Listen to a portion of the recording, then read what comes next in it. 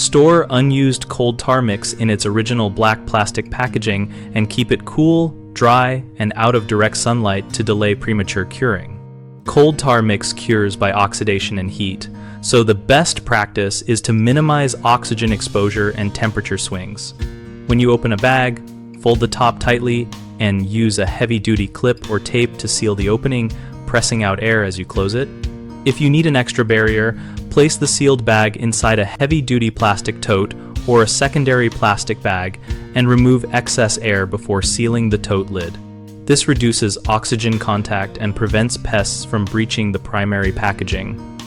Store the container on pallets or shelving off concrete to avoid moisture transfer from the ground and to keep temperatures more stable. Keep the storage area shaded, ventilated, and consistently cool, ideally in a temperature range that avoids extremes but does not require refrigeration. Label the bag with the date opened and the mix type so you can rotate stock using first in, first out, and avoid long-term holding that increases curing risk. Common mistakes include leaving bags crumpled and loosely closed, which lets air accelerate curing. Fix this by flattening the top, expelling air, and using a robust clip or tape to create a tight seal. Another frequent issue is storing bags on the ground, where moisture and temperature swings cause stiffness and premature hardening. Move containers to raised shelves or pallets in a dry area to maintain pliability.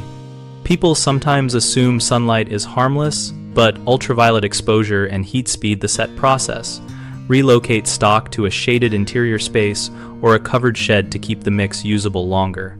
BigHomeProjects.com helps homeowners locate local contractors by category and project type, so we can choose providers who match the scope of the job.